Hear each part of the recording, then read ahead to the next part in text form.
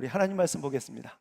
하나님 말씀 마태복음 2장 1절부터 12절입니다. 마태복음 2장 1절부터 12절.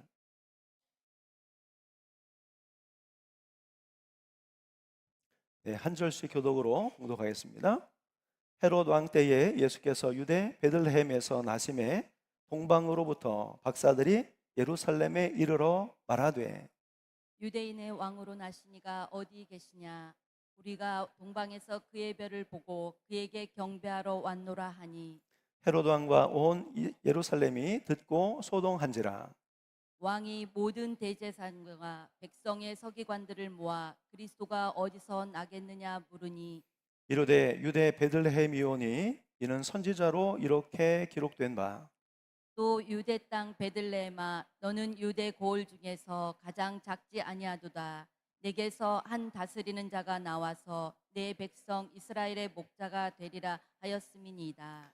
이에 헤롯이 가만히 박사들을 불러 별이 나타난 때를 자세히 묻고 베들레헴으로 보내며 이르되 가서 아기에 대하여 자세히 알아보고 작거든 내게 고하여 나도 가서 그에게 경배하게 하라. 박사들이 왕의 말을 듣고 갈새 동방에서 보던 그 별이 문득 앞서 인도하여 가다가 아기 있는 곳 위에 머물러 서 있는지라. 그들이 별을 보고 매우 크게 기뻐하고 기뻐하더라. 집에 들어가 아기와 그의 어머니 마리아가 함께 있는 것을 보고 엎드려 아기께 경배하고 보배 합을 열어 황금과 유향과 몰약을 예물로 드리니라.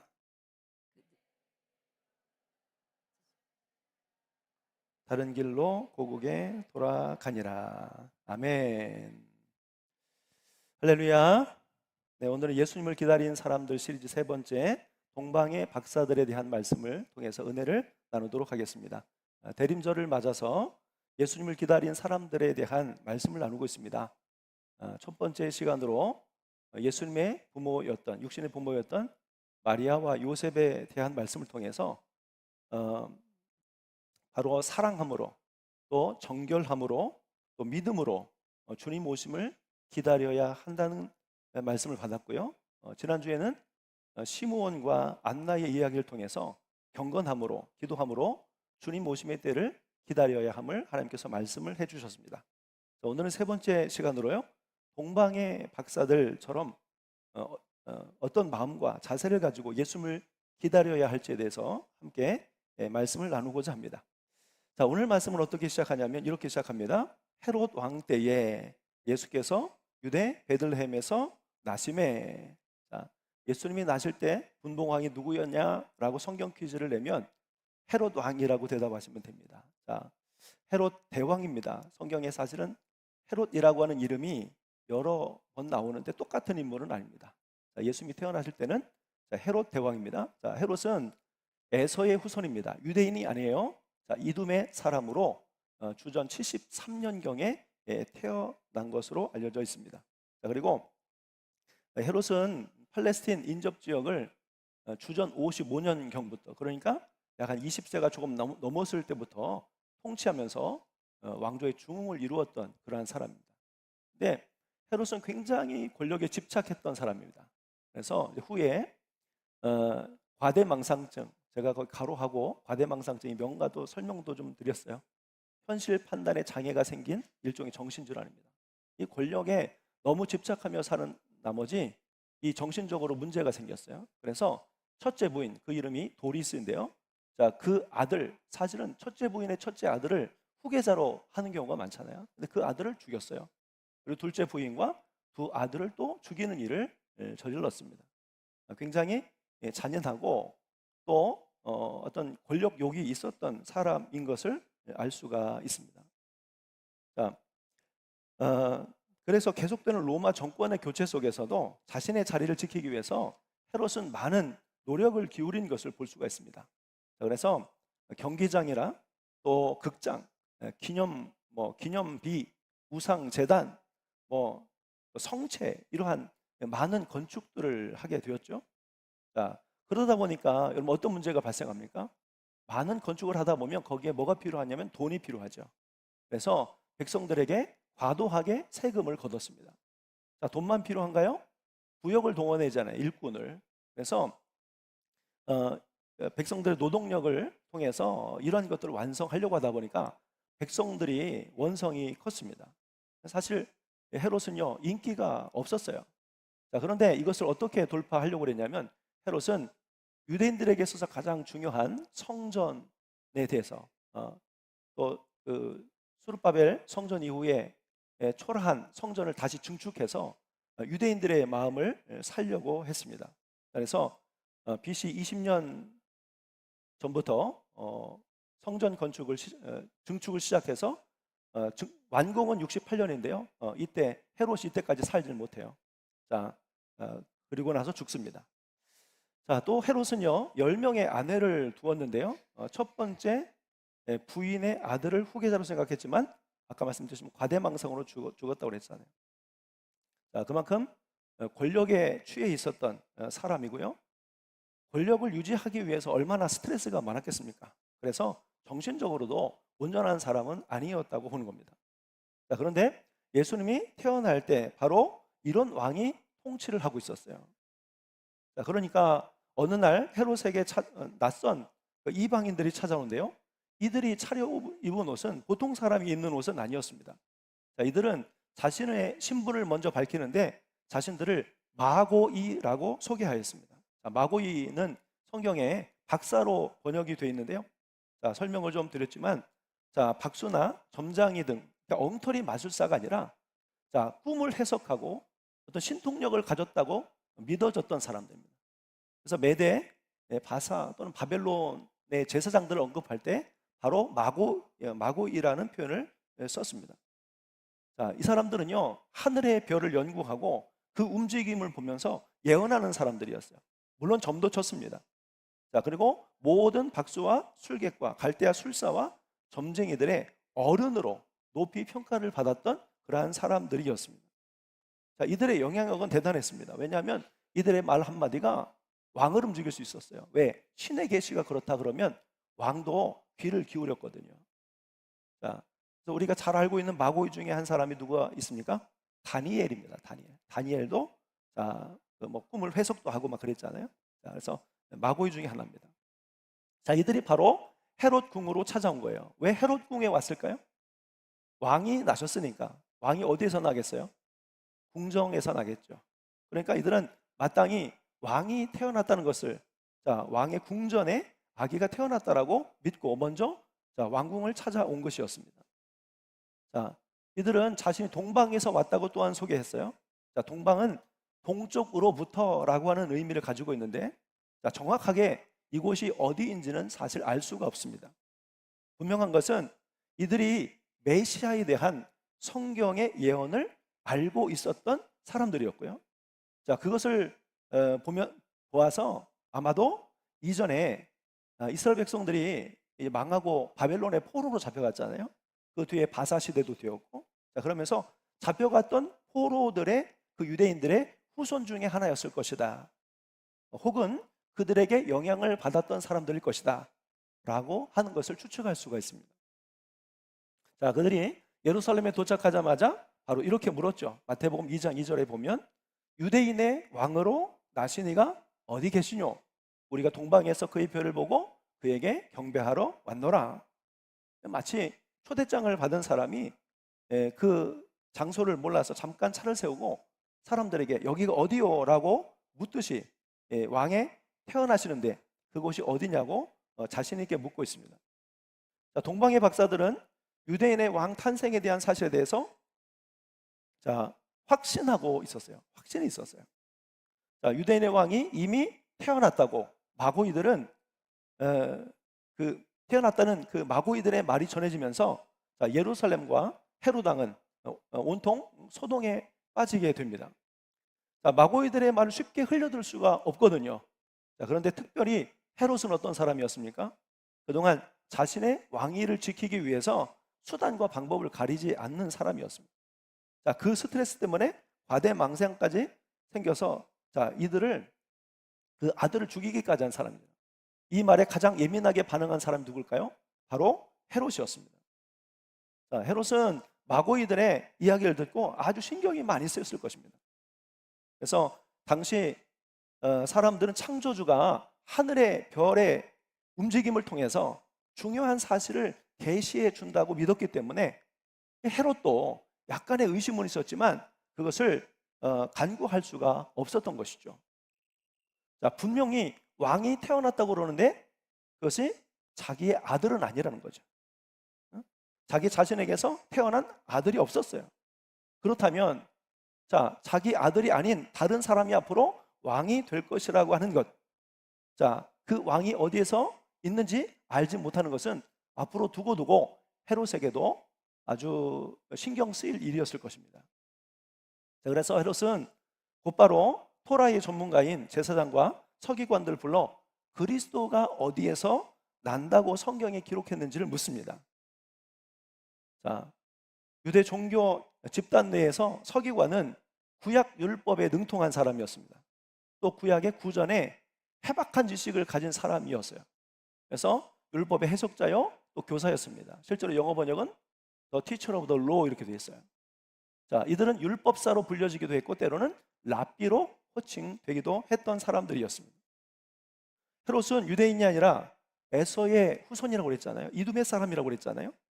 자, 헤롯은 유대를 통치하기 위해서 나름 유대 인의 사상과 종교를 이해하려고 하는 그런 공부를 하였습니다. 그래서 헤롯은 그리스도가 어디서 났냐고 물을 수 있었습니다. 그리스도라고 하는 개념을 알고 있었어요. 유대인들이 메시아 사상을 가지고 있다는 것을 잘 알고 있었지만 그 메시아가 설마 자기가 통치하던 자기가 분봉왕으로 있는 그 시대에 그 시점에 올 거라고 하는 생각은 하지 못했겠죠. 자, 놀란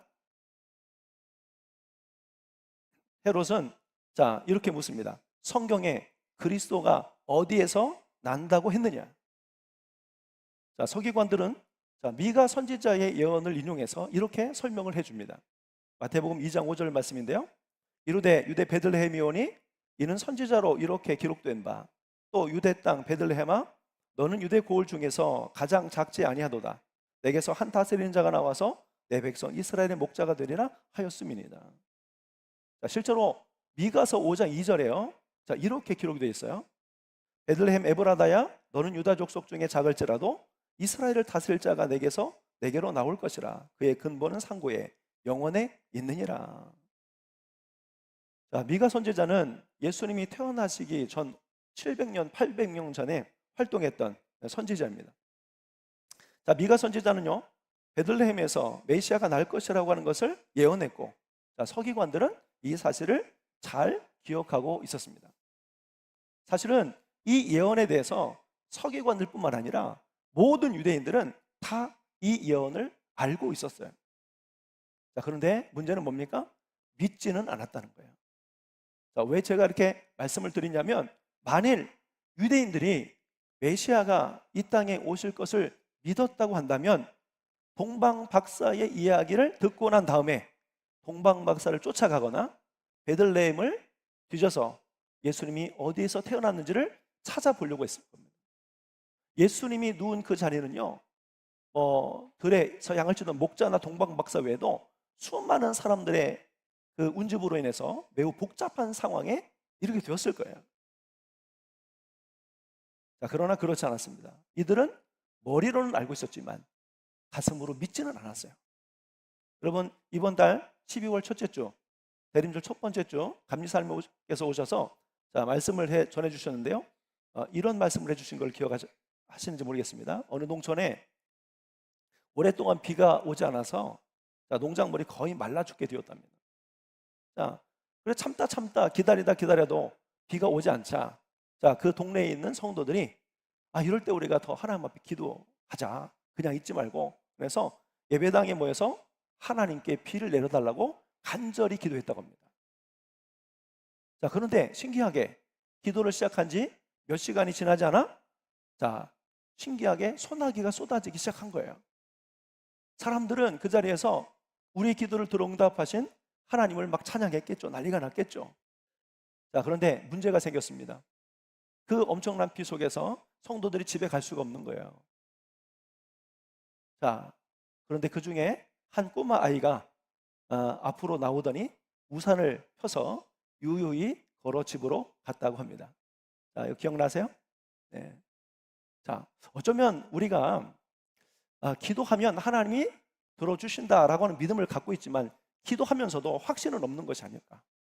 오늘 우리가 기도할 때 하나님께서 분명히 비를 내려주신다고 했다면 어린아이와 같이 우산을 준비했을 것입니다. 유대인들은 머리로는, 입으로는 믿는다고 했지만 실제로는 믿지 않은 거예요. 자, 우리도 이 말씀을 생각해 볼 필요가 있습니다. 여러분들은 예수님의 다시 오심을 믿으십니까? 하나님의 심판을 믿으십니까? 영원한 하나님의 나라, 천국에 대한 하나님의 말씀을 분명히 믿으십니까? 아니면 머리로만 알고 있습니까? 혹시 반신반의하는 마음을 가지고 계시지 않는가요? 만일 우리가 분명한 확신과 믿음이 있다면 우리가 지금처럼 살아도 되겠습니까? 달라져야 할 것 같지 않습니까? 유대인처럼 들어본 적도 있고 알고는 있는데 믿지 못해서 예수님의 오심을 환영하지 못한 사람들처럼 실수하지 않게 되기를 간절히 축원합니다. 헤롯이 이 말을 듣고 불안한 마음이 들었지만 자신의 속마음을 감추었습니다. 그리고 동방 박사들에게 이렇게 이야기했죠. 아기에 대해서 자세히 찾아보고 찾거든 내게 고해서 가서 나도 경배할 수 있도록 해주십시오. 헤롯이 진심으로 예수님을 경배하려고 했던 것일까요? 아닙니다. 사실은 예수님을 죽이려고 한 거죠. 그래서 하나님이 꿈에 이 박사들에게 나타나서 헤롯에게 가지 말라고 그렇게 이야기합니다. 그리고 헤롯은 나중에 자기가 속은 줄 알고 어떻게 했습니까? 2살 이하의 아이들, 사내 아이들을 다 죽이는 잔인한 행동을 했습니다. 저는 여기에서 말씀을 듣다가 좀 이상한 거 하나, 헤롯이 다시 오신 왕에 대해서 그렇게 신경을 쓰고 불편한 마음을 가지고 있었는데 왜 동방 박사들에게 사람을 붙이지 않았을까? 따라가게 해가지고 예수님을 어떻게 알아보고 어떻게 할 수 있었을 건데, 그런 생각 안 드세요? 그 속에 또한 하나님의 인도하심이 있다는 생각이 들었어요. 동방의 박사들은 왕의 말을 듣고 가는데 다시 그 별이 나타나서 인도해서 아기가 있는 곳까지 그들을 안내해 줍니다. 그리고 별이 인도한 곳에 이르러 집에 들어가 보니까 어머니가 아기와 함께 있는 것을 볼 수가 있었고요. 그 자리에서 엎드려 경배하고 준비한 황금과 유향과 몰약을 예수님께 드리게 되죠. 여러분 잘 아는 말씀이지만 다시 한번 되짚어 봤습니다. 그러면 오늘 이 말씀 속에서 우리는 동방의 박사들을 통해 무엇을 배우고 깨달을 수 있을까요?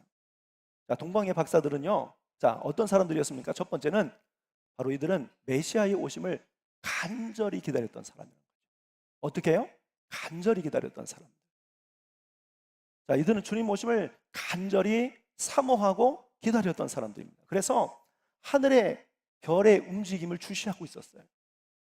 하나님께서 계시해 주실 거라고 하는 믿음이 있었기 때문입니다. 여러분 잠언 8장 17절에 나오는 말씀이에요.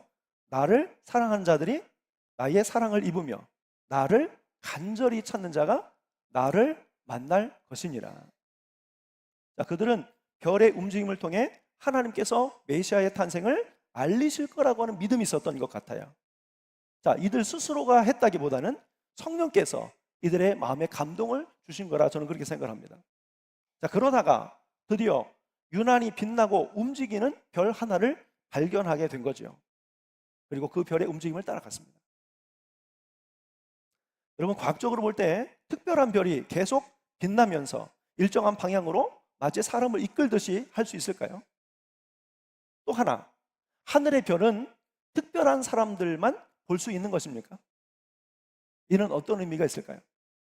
하늘의 별은 누구나 볼 수 있잖아요. 바로 이것은 하나님의 은혜는요, 어떤 특정한 사람뿐만 아니라 모든 사람에게 열려있는 은총입니다. 온 인류에게 허락된 사실인데 그 가운데 하나님의 은혜 가운데 거하는 사람은 어떤 사람이에요? 간절히 기대하고 바라고 소망하는 사람이라는 것을 알 수가 있어요.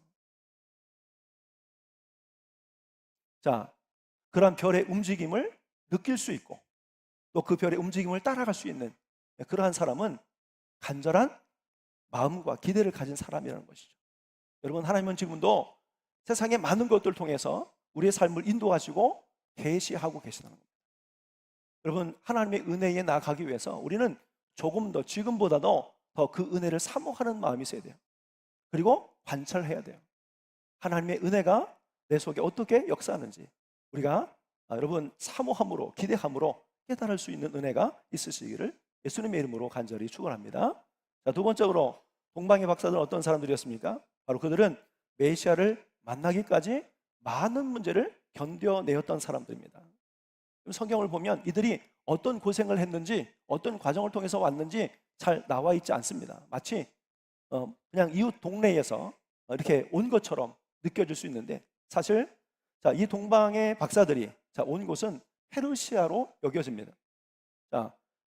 예루살렘과 페르시아까지의 거리는요 무려 약 한 1,500km 정도가 되는 거예요. 동방 박사들이 긴 여정을 위해서 몇 명만 온 게 아닙니다. 여러분, 동방 박사들이 몇 명이 찾아온 걸로 알고 있어요, 여러분들?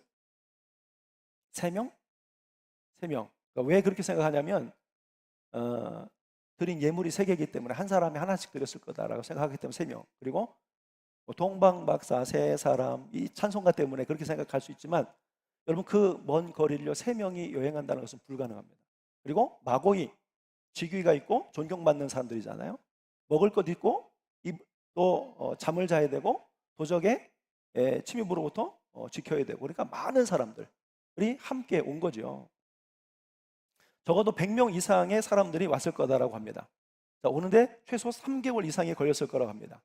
사막을 건넜을 것이고 물을 건넜을 것이고 도적의 위험을 감수하여 했습니다. 사막의 뜨거운 바람을 견디고 많은 비용이 들었어요. 이들의 여행은요 고단하고 위험한 여행이었습니다. 이 동방의 박사들은 바로 이 어려움을 견디면서 예수님을 찾아온 거예요. 의심하지 않고 포기하지 않고 끝까지 견디고 예수님을 찾아온 거예요. 여러분, 하나님은요 때로 우리 인생도 그렇게 인도하셔요. 그냥 따라오라고 하셔요. 별이 보이지 않을 때는요 별이 보일 때까지 기다려야 하는 순간이 있어요. 별이 서면요 가고 싶어도 서 있어야 되는 순간이 있어요. 별이 움직이면 내가 피곤하고 고단해도 움직여야 되는 경우가 있어요. 하나님이 쉽게만 인도하시지 않습니다. 그러나 그럼에도 불구하고 끝까지 믿음을 가지고 포기하지 않고 하나님의 인도하심을 따라가야 하는 것입니다. 그럴 때 우리는 예수 그리스도를 만나는 영광에 이르게 되는 것이죠. 여러분, 지금 여러분들의 인생을 이끌어 가시는 하나님의 별은 무엇입니까? 어떤 사람은요 시험이고 환난을 통해서 그 삶을 인도하시기도 합니다. 새로운 일을 만나기도 하시고 새로운 사람을 만나서 그 인생을 인도하셔요. 길을 여시기도 하시고 길을 닫게도 하십니다. 그렇게 인도도 하셔요. 여러분, 그때 우리는 우리가 하나님 앞에 이렇게 물어야 될 것입니다. 하나님의 인도하심이 맞습니까?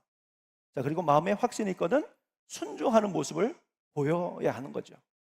마치 이스라엘 백성들이 구름 기둥과 불 기둥으로 하나님께서 인도하셨듯이 오늘 동방 박사들을 별로 인도하셨듯이 우리의 인생 가운데도 하나님이 이와 같이 인도하신다는 사실을 꼭 기억하셨으면 좋겠습니다.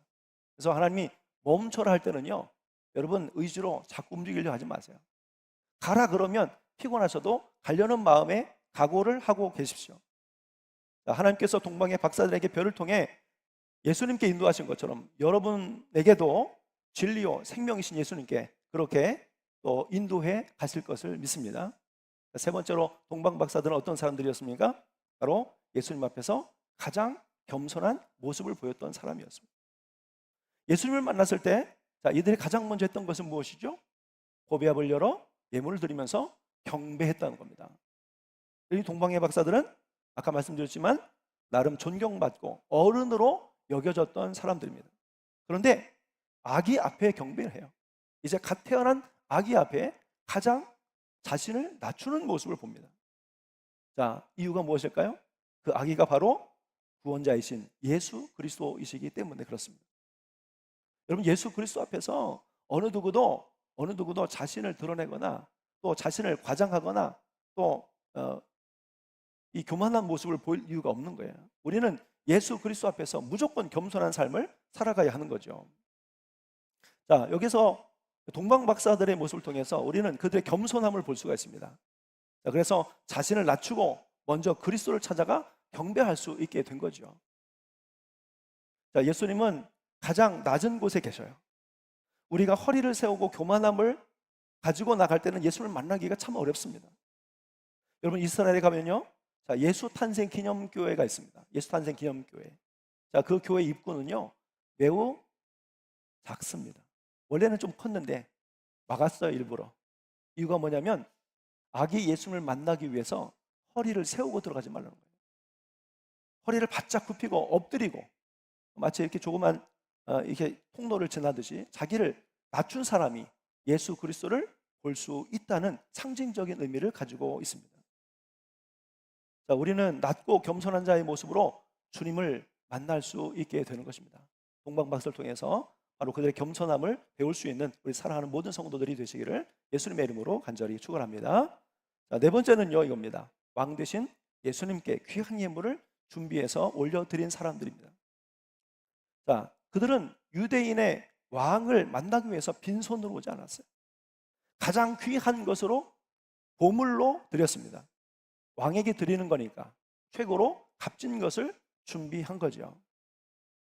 도망의 박사들은요, 예수님을 발견하고 먼저 그 앞에 경배하고 준비한 황금과 유향과 몰약을 예물로 드렸습니다. 이 예물은 어디서부터 가지고 온 것일까요? 도착할 즈음에 주변에서 사온 걸까요? 우리가 병문안 가면은 그 근처에 있는 마트에 가서 음료수 사가듯이 그렇게 예수님께 거의 왔으니까 이제 여기서 한번 찾아보자, 이런 거 아니에요. 그 먼 데서 가지고 온 겁니다. 이 귀한 보물들은요 미리 준비하고 찾지 않으면 구입하기가 어려운 것들이거든요. 자, 그들은 예수님께 황금과 유향과 몰약을 드렸습니다. 그리고 상징적으로 황금은 예수님이 왕 되심을 축하하는 의미로 드린 것이고, 유향은 예수님이 제사장, 그 유향이 그 기름 부을 때 쓰던 거거든요. 그래서 제사장적인 의미, 그리고 몰약은 예수님의 장례를 상징한 것이다 라고 전통적으로 이해하고 있습니다만, 여러분 또한 이런 의미도 있을 겁니다. 자, 황금을 드렸다. 자, 황금의 특징은 뭐냐면 변하지 않는다는 겁니다. 자, 우리는 예수님 앞에 변하지 않는 것을 드려야 되는 겁니다. 변하지 않는 우리의 마음과 변하지 않는 우리의 정성과 변하지 않는 우리의 삶과 믿음을 예수님께 올려드릴 수 있는 우리 믿음의 사람들이 되었으면 좋겠습니다. 자, 두 번째로 유향을 드렸다는 것은요, 유향은 향기로운 향품이에요. 자, 유향은 시편과 계시록에서 자, 기도의 상징으로 이렇게 쓰여지기도 했습니다. 우리의 삶에서 아름다운 향기로 우리 주님께 올려 드려야 함을 상징하는 그러한 선물이었어요. 마지막 몰약은요, 자, 몰약은 장례에 쓰여졌던 것으로 자, 정결을 의미합니다. 정결. 자, 방부제로도 사용된 것을 보아서 여러분 뭐예요? 변질이나 그런 것들을 썩지 않는 것으로 하나님 앞에 올려드리는 것이죠.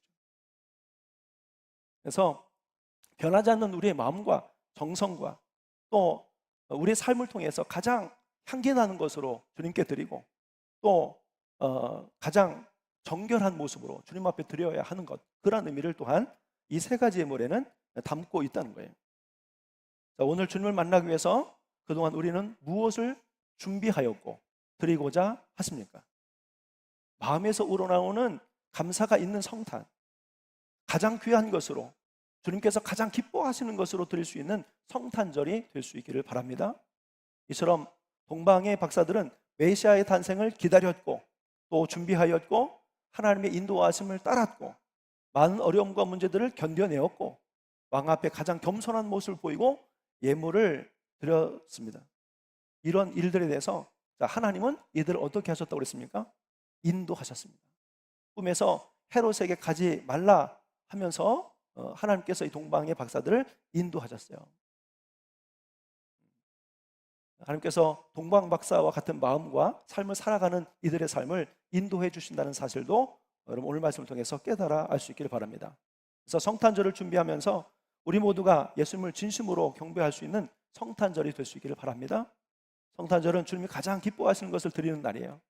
물질을 말하는 것이 아니고 주님이 우리의 어떤 모습, 마음, 생각 또 예물을 드릴 수 있는, 정말 기뻐하실 수 있는 예물을 드리는 그러한 날이 꼭 될 수 있기를 예수님의 이름으로 간절히 축원합니다. 기도하겠습니다. 거룩하신 하나님 아버지, 동방의 박사들을 통해서 그들의 마음과 생각과 정성과 모든 과정 가운데 우리가 또 보고 배우고 기억하고 들어야 하는 것들을 오늘 말씀을 통해 허락해 주심을 감사를 드립니다. 그들이 기대하고 소망하고 또 하나님의 약속의 말씀을 믿고 또 주님을 만나기까지의만 어려운 과정들을 견뎌내고 주님 앞에 가장 겸손한 자로 경배를 올려드렸으며 가장 귀한 것으로 또 왕 대신 주님 앞에 내어놓았던 것처럼 우리의 삶이 동방 박사들의 삶을 담게 하여 주셔서 우리도 다시 오실 예수 그리스도를 기대하며 우리에게 주어진 문제 삶 속에서 잘 견뎌내고 이겨내며 정성을 다하고 또 주님 오셨을 때에 당당하게 주님 앞에 설 수 있도록 우리의 삶을 가장 거룩해 하고 정결하게 하는 자로 살아갈 수 있도록 인도하여 주옵소서. 성탄을 기다리는 우리의 마음이 새로워지게 하여 주옵소서. 마리아와 요셉처럼, 시므온과 안나처럼, 또 오늘 동방의 박사들처럼 그 마음과 정성을 가지고 주님 오시는 성탄을 기대하게 되었을 때 어느 해보다 어느 누구보다 가장 기쁜 성탄을 맞이할 수 있도록 인도하여 주옵소서. 거룩하신 예수님의 이름으로 기도하옵나이다. 아멘. 우리 다 같이 자리에서 일어서셔서 함께 찬양하시겠습니다. 저들밖에 한밤중에 양금에 자던 목자들 천사들이 전하여 주나신 소식 들었네. 노엘 노엘 노엘 노엘 이스라엘 왕이 나. 우리 2절 하겠습니다. 2절. 저 동방에 별 하나가 이상한 이줄 비추어 이 땅 위에 그 영광이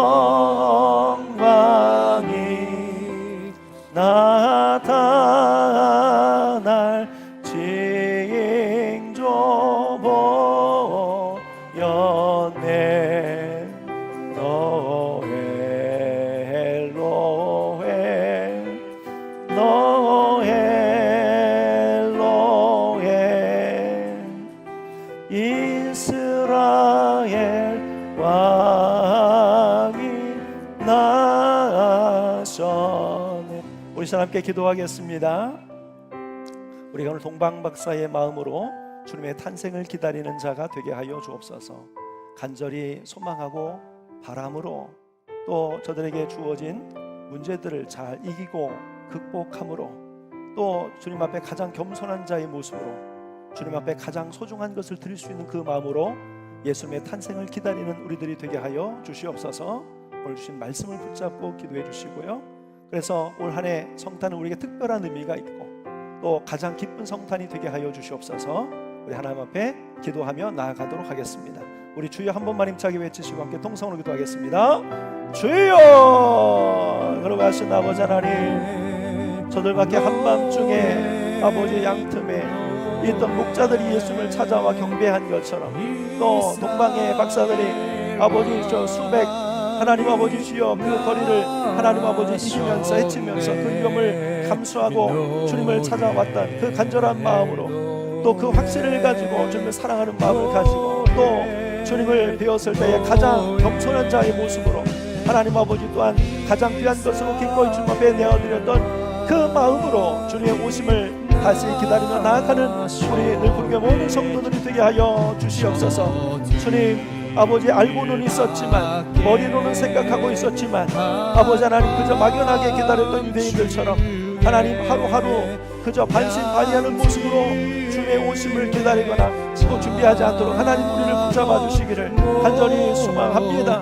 하나님 언제라도 주님 오실 수 있다는 마음으로 믿음으로 주님의 오심을 기다리는 우리들 되게 하여 주시옵시고 하나님 정말 하나님 이 땅을 살아가면서 하루하루 우리에게 허락된 귀한 날들을 헛되이 보내지 않도록 인도해 주시고 2000년 전 이 땅 가운데 하나님 아버지 주여 아기의 모습으로 오셔서 우리를 구원하시려 오신 예수 그리스도의 그 모습을 늘 기억하며 하나님 아버지 감사하고 아버지 하나님 그 피로 인하여 죄 씻음 받은 우리들이 다시 똑같이 아버지 예수님의 십자가 하나님 아버지 주여 그 고통이 아버지 있지 않게 하나님 아버지 날마다 우리를 권고히 하며 우리의 마음을 새롭게 하는 삶을 살아갈 수 있도록 하나님여 인도하여 주옵소서. 하나님 올 성탄은 우리가 아버지 하나님 마리아와 요셉의 마음으로 또 하나님 또 안나와 시므온의 마음으로 또 동방의 박사들의 마음으로 준비하고 또 준비하여서 아버지 가장 기억에 되고 영광이 되고 기쁨이 되고 하나님 감사의 날이 될 수 있도록 하나님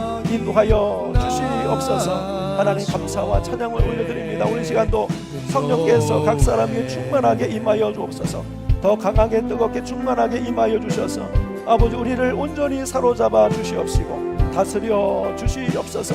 하나님 나 내 자의지 내 생각 내 교만 아버지 나의 하나님 아버지 계획 이런 것들 내려놓게 하시고 이 시간 주께서 주시는 것들을 아버지 받는 이 시간 되게 도와주시고 또 성령께서 이들 가운데 함께 하셔서 하시는 일들을 나타내 주시고 증거하여 주시옵소서. 감사합니다 주님. 하나님 아버지 대강절 네 번째 주일을 맞이해서 오늘 동방박사의 마음과 정성으로 주님을 기다리자 하신 하나님의 분명한 음성을 듣게 되었습니다. 간절히 기대하고 사모하는 마음으로 또 온갖 어려움과 문제를 극복하고 이겨내면서 가장 겸손한 자의 모습으로 주님 앞에 가장 귀한 것을 드릴 수 있는 준비를 함으로 올해 성탄은 우리의 가장 큰 기쁨이 되고 영광이 되는 순간이 될 수 있도록 인도하여 주옵소서. 특별히 오늘 이 시간도 성령께서 우리의 마음과 생각을 주장하여 주시고 각 사람에게 임하여 주셔서 그 속에서 역사하시는 성령님의 증거들이 나타나게 하여 주셔서 마음의 평화와 기쁨이 회복되게 하여 주시옵시고 근심과 염려와 걱정이 사라지게 하여 주시옵시고 주님만 붙들면 된다라고 하는 믿음이 더 든든한 그러한 든든함을 느끼고 또 하나님이 함께 하심으로 두려움을 극복해낼 수 있도록 인도하여 주옵소서. 세상이 불안하고 특별히 대한민국이 혼란 가운데 있고 전쟁과 하나님 복잡한 문제들로 인하여 근심할 것이 많지만 우리는 하나님의 온전하신 통치하심을 믿고 기대합니다. 이 땅에 만왕의 왕으로 오신 예수님께서 다시 이 땅을 새롭게 하시고 다스려 주시옵소서. 이제는 우리 주 예수 그리스도의 크신 은혜와 하나님 아버지의 깊고 오묘하신 사랑하심과 성령님의 감동, 감화, 역사, 교제, 교통하심이 만왕의 주로 이 땅에 오시는 예수님을 기다림으로 또 설레임으로 또 준비함으로 우리에게 주어진 삶의 문제를 극복함으로 또 주님의 오심이 가장 기쁜 성탄이 되기 위해서 준비하고 귀한 것을 내어드리는 그 마음으로 살기를 소망하는 이 자리에 함께한 모든 사랑하는 성도들과 저들의 가정과 후손과 일터와 이 나라 이 민족과 세계 열방과 특별히 대한민국 위에 또 우리의 선교지를 위해 이제로부터 영원토록 함께 하시기를 간절히 축원하옵나이다. 아멘.